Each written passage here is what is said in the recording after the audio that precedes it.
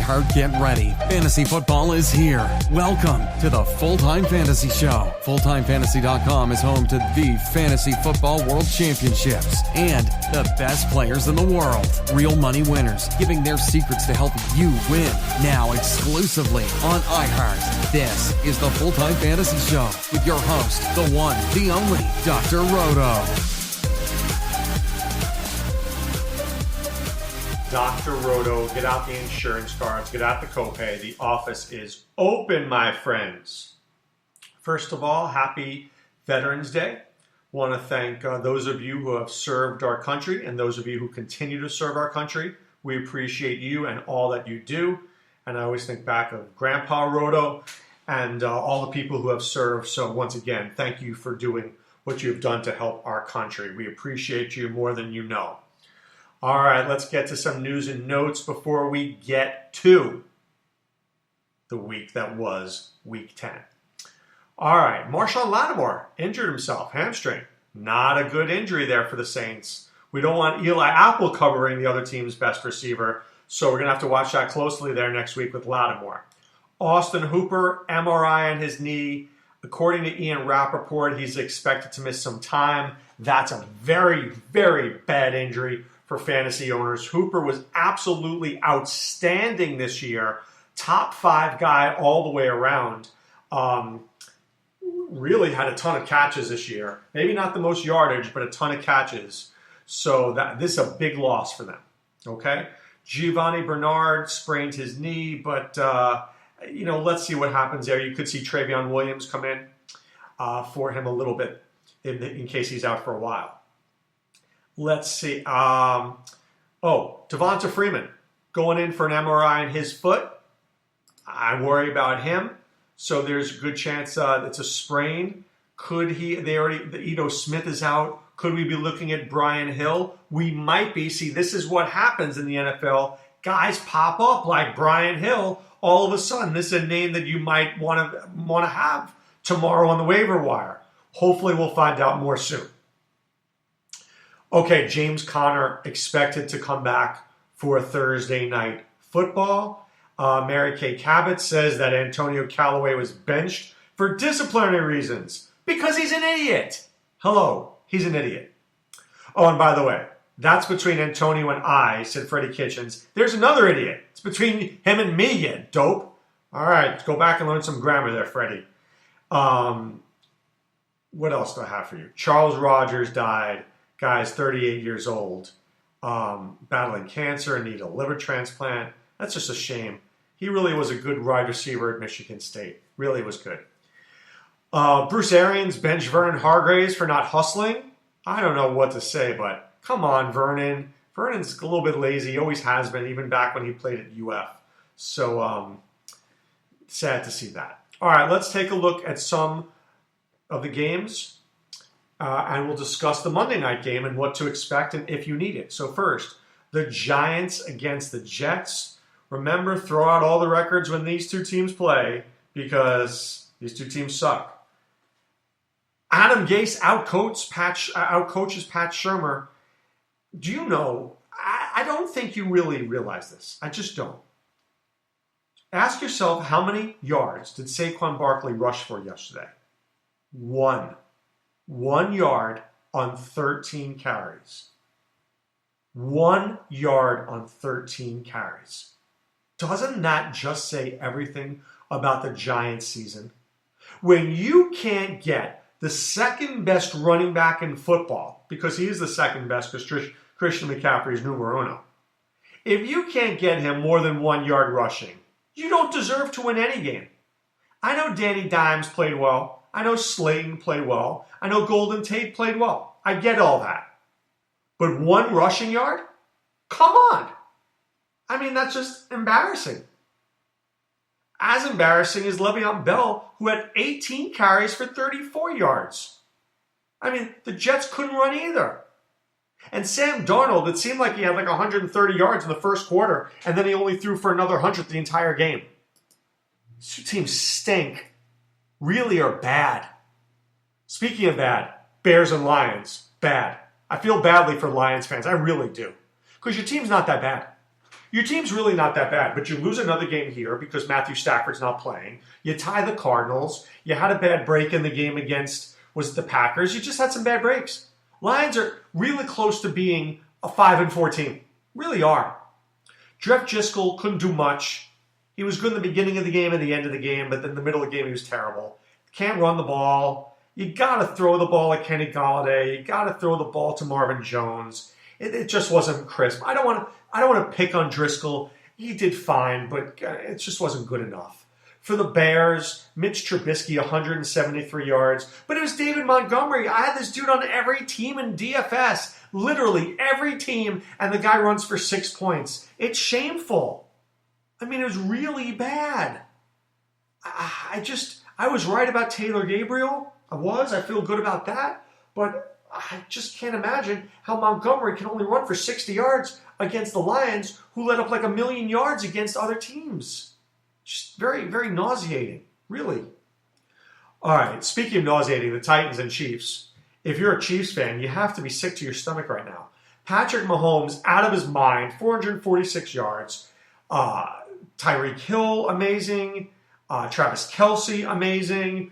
Damian Williams played well, but they couldn't stop the run. I mean, Derrick Henry, 23 carries, 188 yards, and 2 touchdowns.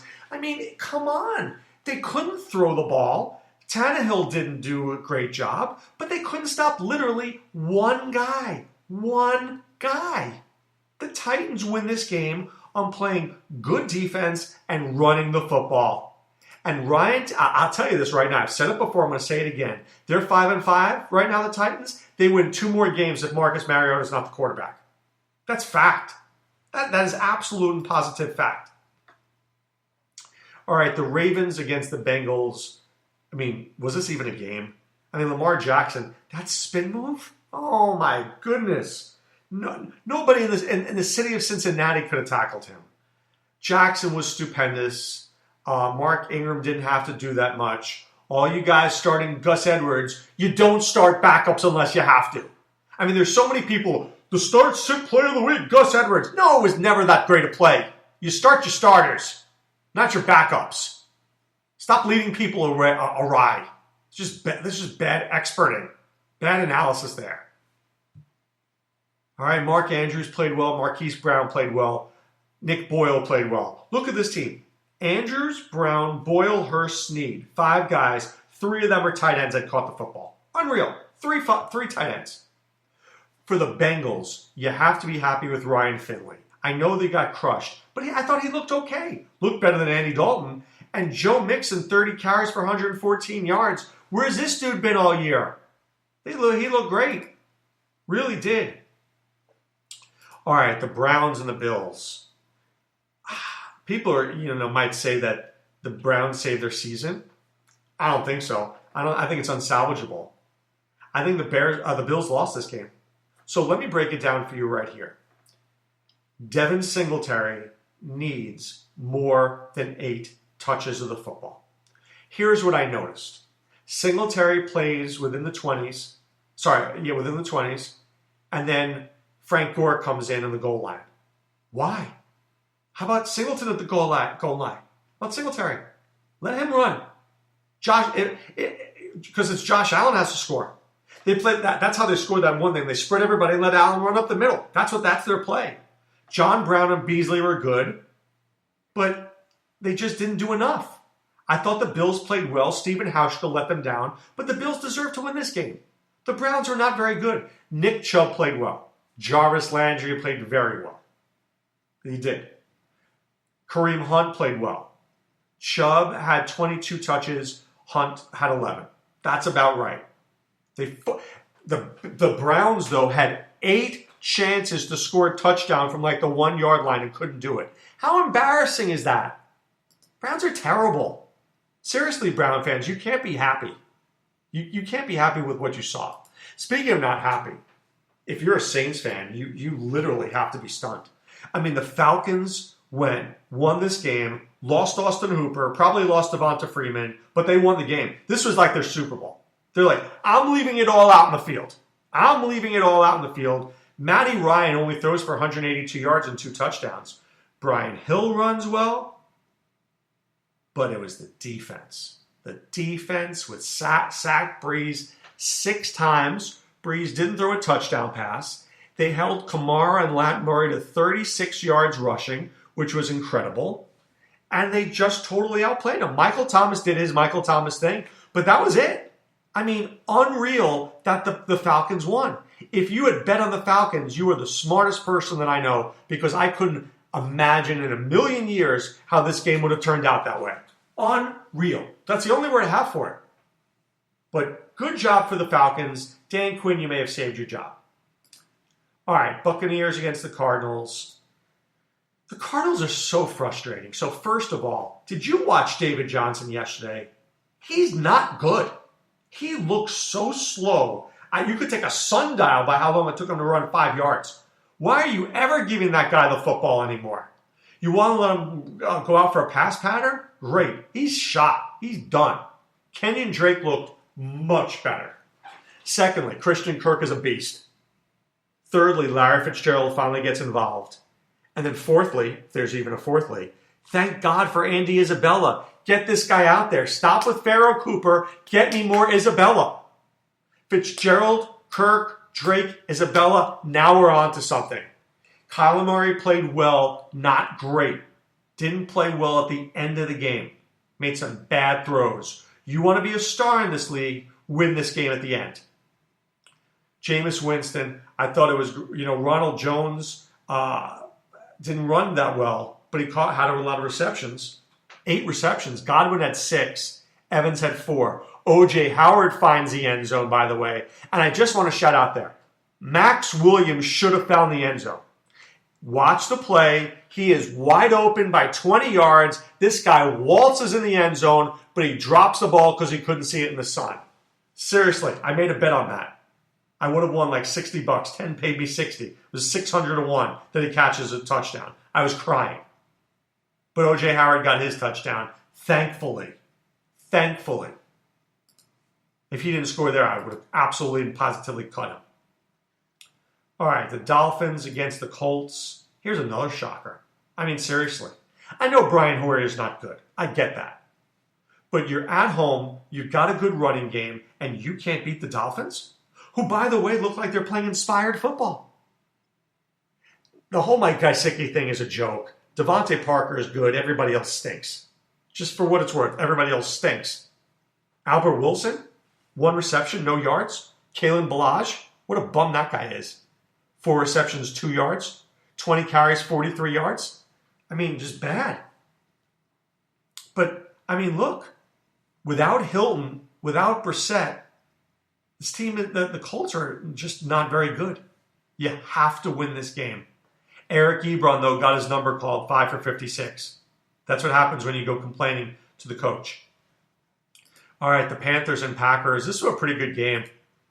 I was a little shocked that McCaffrey didn't score there at the end. A little shocked. But DJ Moore played great. Greg Olsen played great. I told you he would. McCaffrey's a star. Kyle Allen played nicely.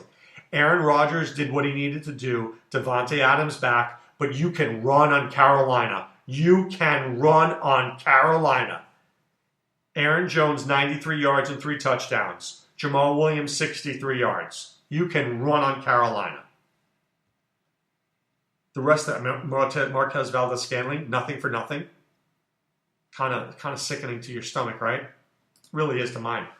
There's some things you can predict and some things you can't. Like Cooper Kupp, 4 targets, no catches. How is this possible? I mean, I knew that Everett was going to play well, 8 for 68. Bobby Trees, otherwise known as Robert Woods, 7 for 95. But I mean, where's Cooper Kupp? It's just that Jared Goff doesn't play well on the road. You cannot play Jared Goff on the road. He's not good. So let's see. Let me take a look at the Rams' schedule. They are home in Chicago, play them. Baltimore, play them. At Arizona, I guess you could play them. Home against Seattle, play them. At Dallas, no way. At San Francisco, no way. Weeks 15 and 16, no way. I'm not playing them. I'll play them up until that point. I'm not playing them at Dallas and at San Francisco. That will be a unmitigated train wreck. Sad that this guy could take me to the championship game and I will be benching him. Jalen Samuels, 14 carries, 29 yards. The Rams defense played exceptional. All the offense had to do was do anything. Anything. Let's not make the Steelers out to be better than they are. Mason Rudolph was putrid. Couldn't do that much. They just were a little better than a bad Rams team. All right. By the way, very good game last night. The Vikings-Cowboys, very good game. Kirk Cousins played well. Not great. I told you it wasn't going to be a great night. And I told you Stephon Diggs was going to have a great night. Hope you didn't really play him. Dalvin Cook was unstoppable. And Kyle Rudolph did his thing. But let me break this game down.